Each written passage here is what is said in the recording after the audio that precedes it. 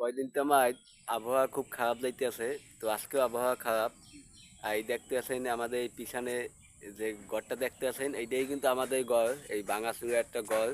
অনেকে আমাকে বাড়ি চেনেন না, হয়তো বাড়িটা না চেনেন, গড়টা চেনেন। এই যে ভাঙাচুরা একটা কাঠের গড় ভাই, এটা কোনো মানে বিল্ডিং না। আপনি তো অনেকে বরিশাল সব কাঠেরই গড়, ঠিক আছে।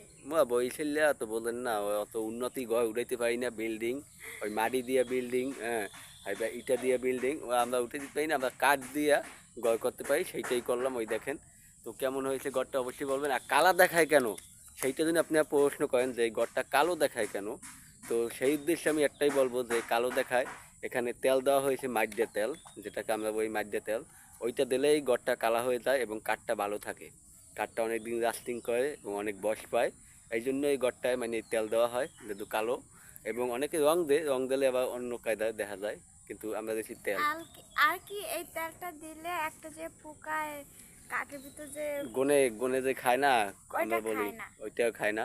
আবার এই পাশে দেখেন রং বেশি, টিনে রং দিলে ভালো দেখায়, কাঠে রং দিলে হয়তো ভালো বেশি দেখায় না। এই পাশে এই যে টিনে রং দেওয়া, তো রং ভালো দেখায় যেখানে, সেইখানেই দিছি। আর যেখানে তেল দেওয়া লাগে তেলেই দিছি। তো এই যে বরিশালে গড় কাঠের হয় এইরকম। তো কেমন গড়টা অবশ্যই জানাবেন। আমার মাথার উপরে কিন্তু এখন গড়টা দেখেন, ভালো মতন দেখেন। মাথার উপর ওই দেখছেন, তো গড়টা কেমন অবশ্যই জানাবেন। এবং বরিশালে গড় কার কার পছন্দ অবশ্যই সেটা একটু অবশ্যই বলবেন। কমেন্টসে একটু জানিয়ে দেবেন আমাদের, ঠিক আছে। বরিশালে গড় কার কার পছন্দ, এইরকম গড় কাঠে উপরে কিন্তু দোতলায় কিন্তু আমরা থাকি, ঠিক আছে। ওই যে উপরে দেখছেন দুইটা জানালা দেখা যায়, ঠিক আছে, ওই ওকুলে দুইটা একুলে দুইটা, ওইখানে কিন্তু রুম, ঠিক আছে। আমার মাথার উপরে যে উপরে যে ওই জানালা দেখা যায় দেখছেন, জানালা কিন্তু নিচেও চারটা উপরেও চারটা। তো উপরেও কিন্তু রুম আছে এবং উপরে কিন্তু আমরা বসবাস করি এবং থাকি। তো কাঠের ঘরের দোতলা, এটা কে কে দেখছেন আমি জানি না, বরিশাল আসলেই দেখতে পাবেন কাঠের ঘর দোতলা হয়, ঠিক আছে। ওই আমার চাষার ঘর, সেটা হচ্ছে বাঙা চালের ঘর।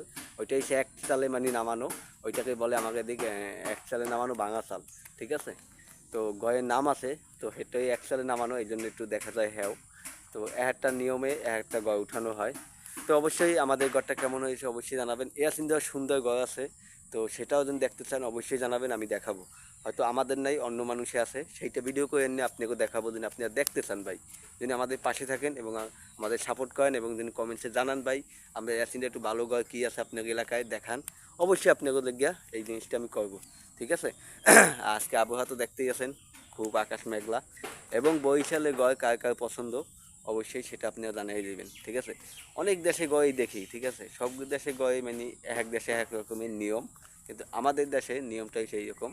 তো অবশ্যই আপনাকে যদি ভালো লাগে কমেন্টসে জানাই দেবেন এবং কেমন হয়েছে এই ঘরটা সেটাও অবশ্যই জানাই দেবেন। দোতলা কাঠের ঘর, ঠিক আছে। তো সবাই ভালো থাকবেন, সুস্থ থাকবেন, আমাদের পাশে থাকবেন। আপনি যদি নতুন হয়ে থাকেন এখনই একটা কমেন্টস করে দেন, পাশে থাকেন।